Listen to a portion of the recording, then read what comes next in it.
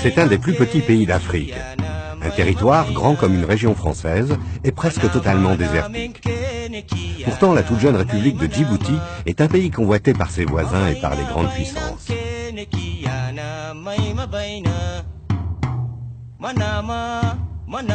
La France, au milieu du XXe siècle, importante puissance européenne, possédait un vaste empire colonial dispersé aux quatre coins de la planète.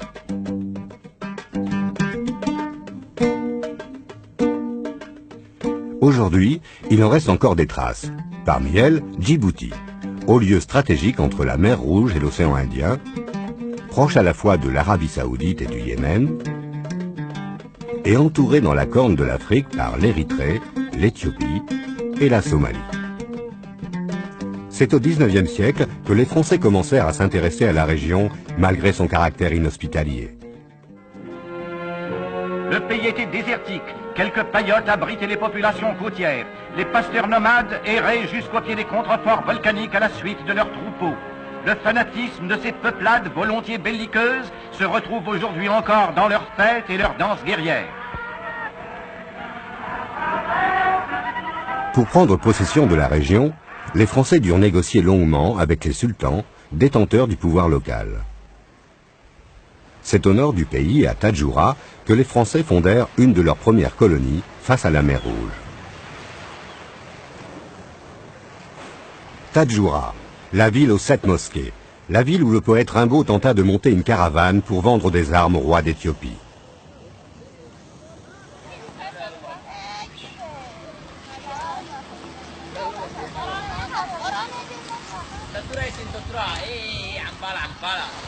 Aujourd'hui, le sultan reste un chef coutumier qui a une grande influence dans la région.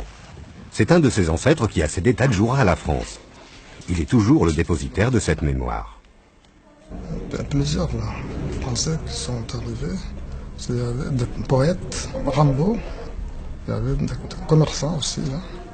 Des commerces avec l'Éthiopie. Vers les années 1884, dans la même année, il y a eu 2 accords. Le premier, c'était l'accord d'amitié.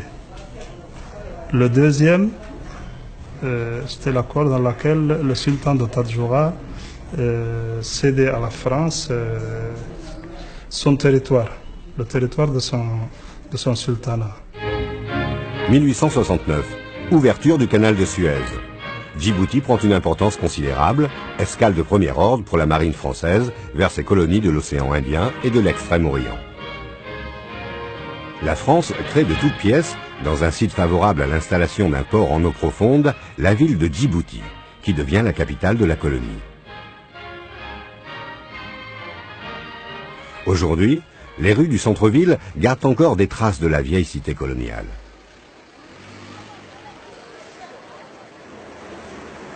Mohamed Aden est une importante personnalité djiboutienne. Il a exercé ses fonctions au ministère de l'Intérieur pendant la colonisation, puis comme directeur de la principale banque de Djibouti. J'ai fait une licence en droit à Paris, rue d'Assas, et l'ancienne école coloniale, ce qu'on appelle l'Institut des hautes études d'outre-mer. Je vis à Djibouti depuis 1945.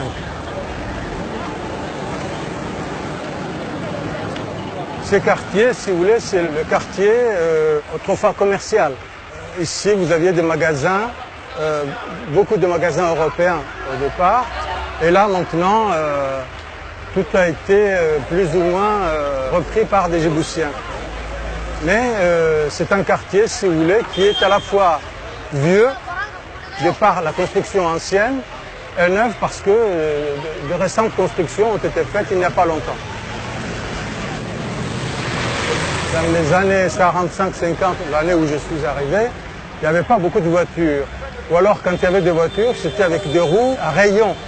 Et on faisait le tour de la ville en calèche.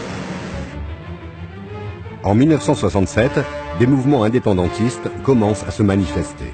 Et des émeutes éclatent, durement réprimées par les Français.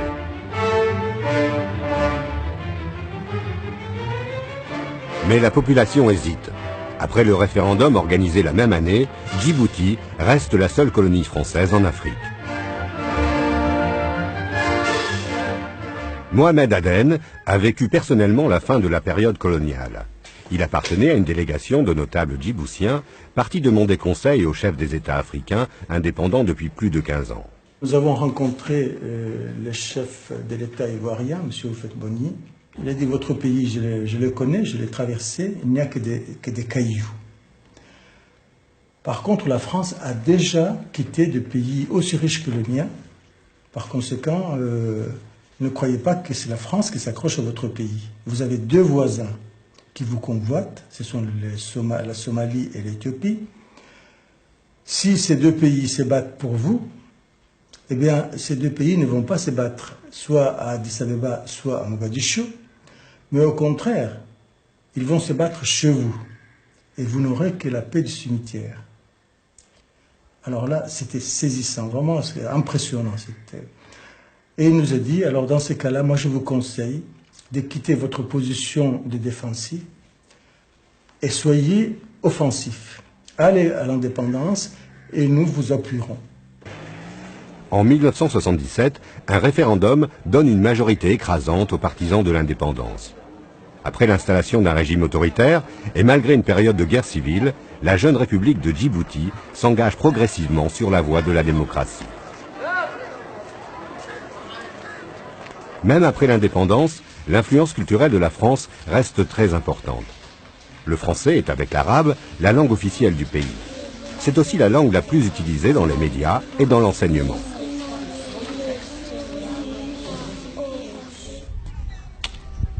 Dans les villages les plus isolés, comme Ardo, les nomades Afars parlent leur langue. Dans d'autres régions du pays, les Issa parlent somali.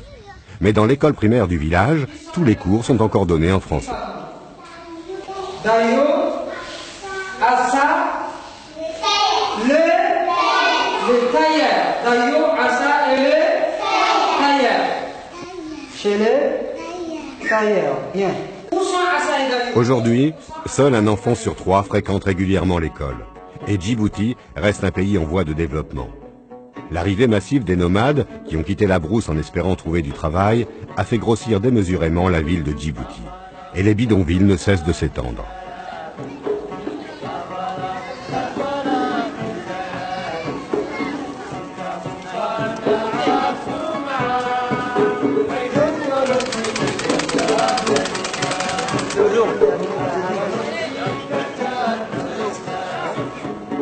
Mokhtar, médecin dans un des rares centres de santé de la ville, est confronté tous les jours aux problèmes liés à la pauvreté.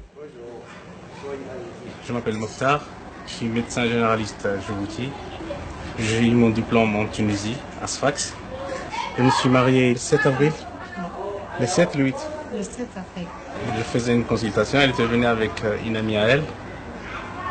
Après, je me suis arrangé pour la revoir. Elle est la plus heureuse des femmes et moi je suis le plus heureux des hommes. Ouais. Ma grand-mère était infirmière et ma mère est toujours infirmière. Donc dès mon enfance, c'est un métier que j'adorais. Je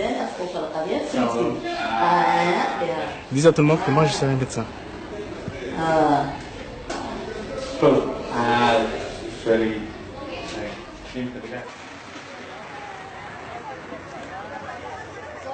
C'est un centre de soins. Nous nous occupons des familles des salariés, les femmes et les enfants. C'est un travail qui est assez difficile parce qu'à Djibouti, il y a la polygamie. Donc un salarié peut avoir 3 ou 4 femmes et une femme peut avoir une dizaine d'enfants. Donc ici, on traite en moyenne 250 à 300 cas par jour. Donc ça nous fait 35 à 40 consultations par jour.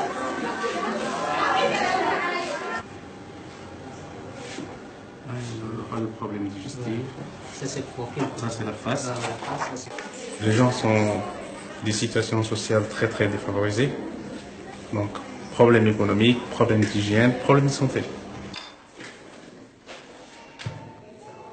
De voir quelqu'un qui souffre et ne serait-ce qu'avec la parole, de lui rendre un petit sourire, de lui montrer où ça a mal et de revoir la personne et de dire ah, merci, je n'ai plus mal. Un des plus graves problèmes qui se posent à Djibouti est celui du khat, cette drogue qui plonge tous les après-midi le pays entier dans la torpeur. Le khat, il vient d'Éthiopie. Tous les gens, 40% ils broutent. Non, c'est naturellement, c'est pas une drogue, c'est un passion des gens djiboutiens. Quand on broute, on rigole, on prend de construire une maison. Tu fais un projet, quand on finit, le projet c'est fini. Il n'y a plus de projet. C'est pas dangereux, c'est normal, c'est nature. Imaginez quelqu'un qui passe toute une journée assis, à partir de 13h jusqu'à 20h, après qui se retrouve drogué, entre parenthèses, qui passera toute la nuit insomniaque.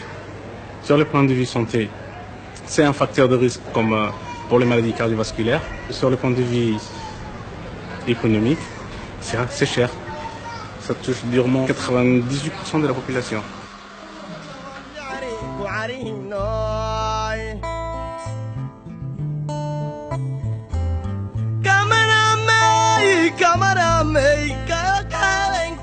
En brousse, la plupart des nomades vivent dans des conditions d'isolement et de précarité aggravées par les sécheresses successives.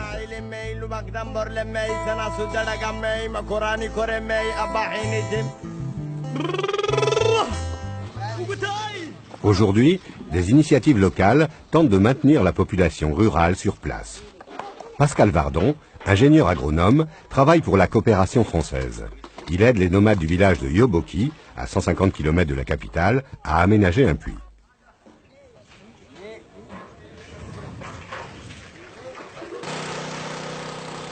La margelle a été construite, mais Idriss a installé une pompe pour augmenter la quantité d'eau disponible. Tous les chefs des tribus qui utilisent le puits se sont regroupés pour imaginer ce projet. Ça fait assez longtemps que je ne suis pas venu. C'est un puits qui existe depuis longtemps. Même les premiers colons le connaissaient, il y a toujours eu de l'eau ici. Le problème, c'est qu'il n'a pas plu depuis 4 ans. C'est-à-dire que si on installe la pompe solaire, le premier effet, c'est qu'on va tirer plus d'eau qu'aujourd'hui, par la méthode traditionnelle. Toutes les décisions sont âprement discutées par les futurs utilisateurs.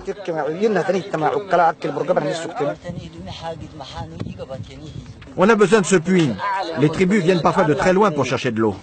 Ces éleveurs qui se sont réunis en comité, ils ont dit, eh bien, on va tâcher de s'organiser pour faire ce qu'il est possible de faire à notre niveau, on va essayer de le faire.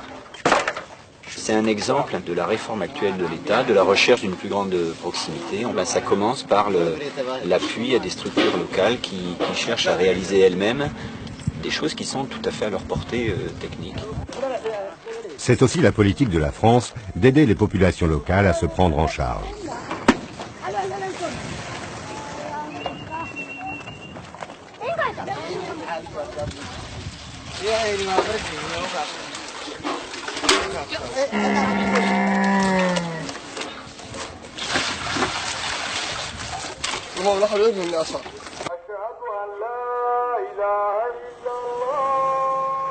Ali Sabieh, à 120 km de Djibouti, est la dernière gare avant la frontière éthiopienne.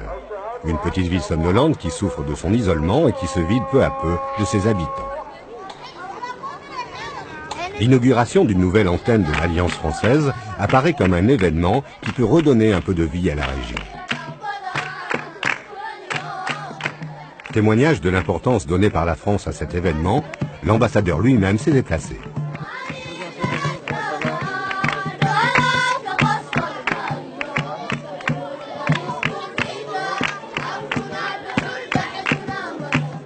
Vous savez, avec des moyens modestes, l'Alliance franco-djiboutienne s'est engagée à propager et à amener jusqu'à vous la langue et la culture francophone. La langue française peut servir à renforcer l'unité nationale face aux cultures différentes des pays qui l'entourent. Nous sommes ici à Djibouti, un îlot de la francophonie. Nous sommes donc entourés de pays arabophones et aussi anglophones. Et vous avez l'Éthiopie, la Somalie, l'Érythrée et le Yémen qui sont tout autour de nous, parlent cette langue. La petite république de Djibouti n'est qu'une enclave prise entre 3 pays beaucoup plus vastes et plus peuplés. À Samo, Pour protéger les frontières, les Français avaient construit il y a un siècle un fort qui semble aujourd'hui bien dérisoire.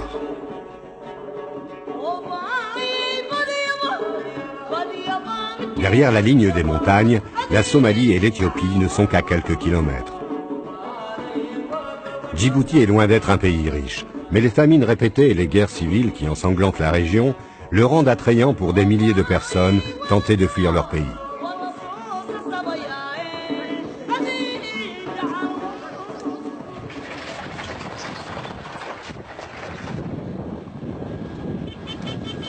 La présence de l'armée française est un atout majeur pour garantir les frontières contre les convoitises des pays voisins.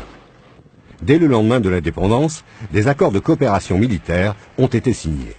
Aujourd'hui, la France maintient encore sur place plus de 2500 soldats et Djibouti sert de terrain d'exercice à ses troupes. Professionnellement, à Djibouti, c'est intéressant puisque on travaille comme dans des sites qu'on n'a pas en métropole. Donc ici, il y a le climat, donc on s'habitue et on s'enrichit personnellement dans sa carrière. Allez, binôme suivant, parti. L'école du désert, ça fait partie d'une instruction que les militaires de France viennent sur Djibouti. À l'intérieur, ils sont là pour l'aguerrissement et un cadre opérationnel. On trouve tout ce qui est survie sur Djibouti et après tout ce qui est culture par rapport au pays. Dans le tout cool, la femme et les enfants. L'homme et les jeunes adultes dormiront à l'extérieur, derrière des petits murets, et s'occuperont principalement du troupeau. Le principe de la formation est de s'adapter au milieu désertique et de vivre comme les nomades à partir des produits du pays.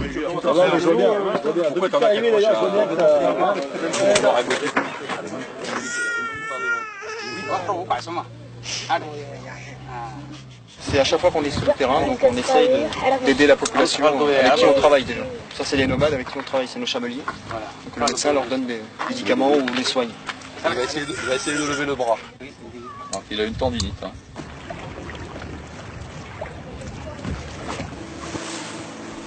Comme presque tous les militaires français qui viennent pour 2 ans, Daniel Pénineau a fait venir sa femme et ses enfants. Ah oui, j'avais le choix de rester en France, mais vivre ici avec 4 enfants, sachant qu'ils sont en métropole, c'est presque inconcevable. Quand je suis arrivé ici, bon, sortant de la métropole, on prend une claque, vraiment une claque niveau chaleur, et puis après, bon, on s'y habitue, et le rythme de vie fait qu'on supporte tout maintenant. Pour les familles comme nous, à part venir ici à la plage en profitant des navettes de bateau, en payant bien sûr pour venir ici, voilà, c'est comme ça qu'on passe nos week-ends. Il y a des écoles françaises, il y a un lycée et un collège français. Et la scolarité est très chère ici. Pour nous qui avons 4 enfants, c'est une sacrée somme. La présence des militaires et de leurs familles est une source de revenus très importante pour l'économie djiboutienne. Certains militaires ont même choisi de s'installer dans le pays après avoir quitté l'armée. Le Grand Bara, au centre de Djibouti. Une vaste étendue désertique balayée presque toute l'année par des vents violents. Seule présence humaine totalement inattendue dans cet endroit hostile, le club de char à voile d'Ali Liaka, un ancien légionnaire de l'armée française tombé amoureux du pays. Pour moi, c'est un endroit que c'est mon petit paradis, comme on dit. J'ai l'espace, j'ai la liberté, la nature, et je suis en contact avec le vent et le feeling. C'est la présence de nombreux étrangers qui fait vivre cette activité.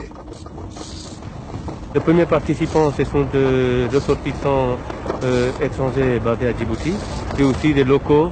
Ils viennent pour le week-end, passer avec la famille ou avec des amis, tout simplement.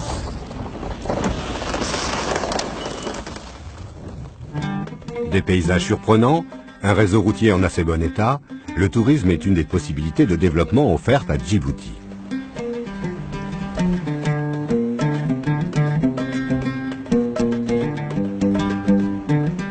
Mais une chaleur écrasante règne ici plusieurs mois par an. Sur les champs de lave qui entourent le lac Assal, il fait l'été près de 60 degrés.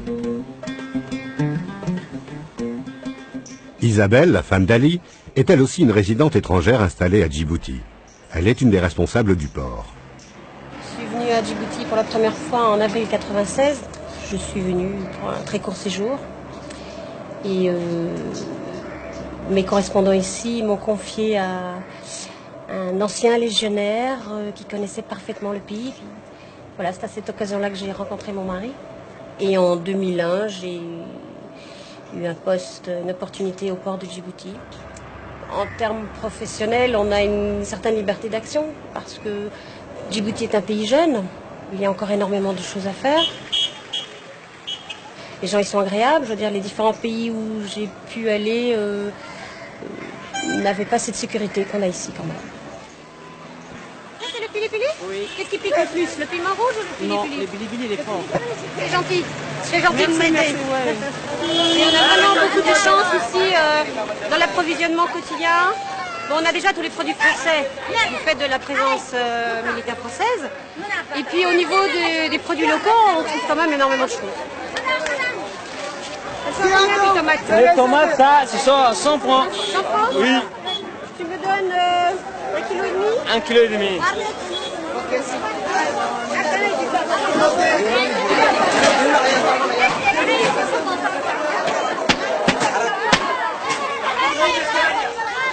Safia, commerçante influente de Djibouti, possède plusieurs boutiques de fruits et légumes.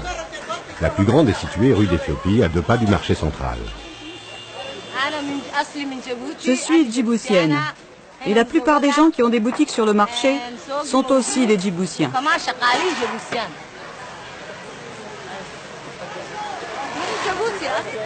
Les clients de la boutique viennent de partout. Ils viennent de Djibouti, d'Arabie Saoudite, d'Éthiopie, de France et même de Chine.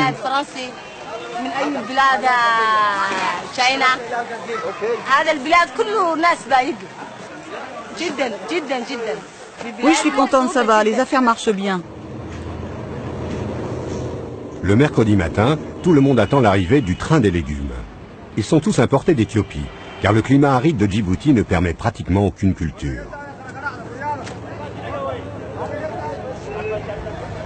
Safia vient elle-même surveiller le chargement de son camion et vérifier que sa commande est complète.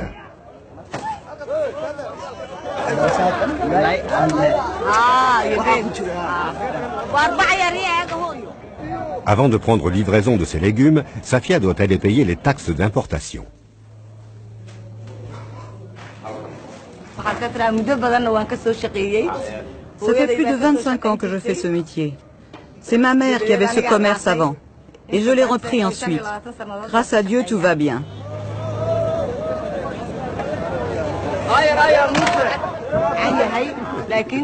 Le train fonctionne correctement.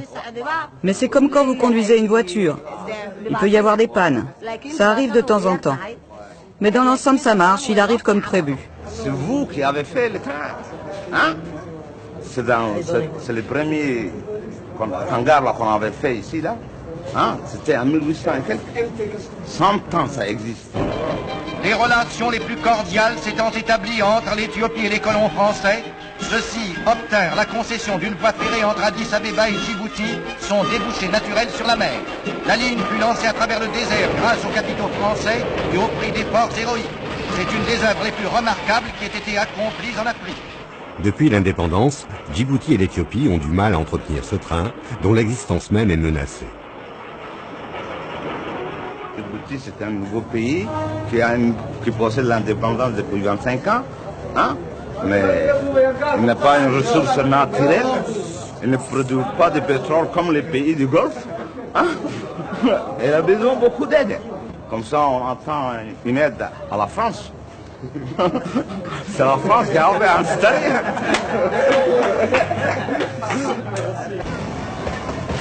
Aujourd'hui, le train est totalement incapable de résister à la concurrence de la route.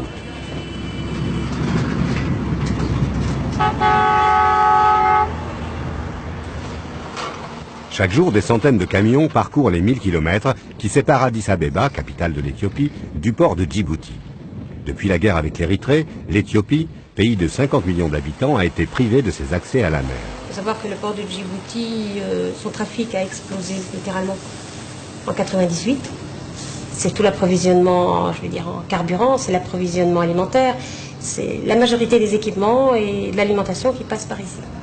Pour absorber ce nouveau trafic et pour moderniser les installations, l'État djiboutien a confié la gestion du port à l'Émirat de Dubaï. Témoignage de l'influence grandissante des pays du Golfe dans l'économie. Dubaï a une connaissance dans ce domaine. Je ne vais pas parler de mondialisation, mais plutôt d'internationalisation. C'est-à-dire qu'ils ont d'autres ports en concession et ils gèrent d'une certaine manière. Il a fallu adapter tout ça à l'environnement de Djibouti, qui est quand même un environnement particulier. Nous ne sommes pas en plein cœur de l'Afrique noire, nous ne sommes pas au Moyen-Orient, et il y a quand même toujours cette très forte influence française, européenne.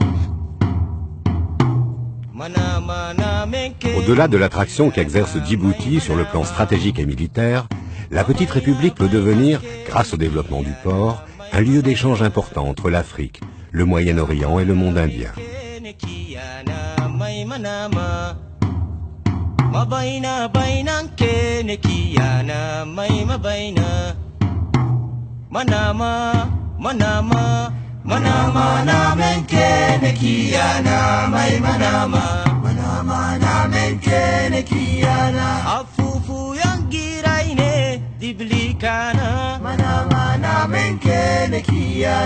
Amul adara igabe digritana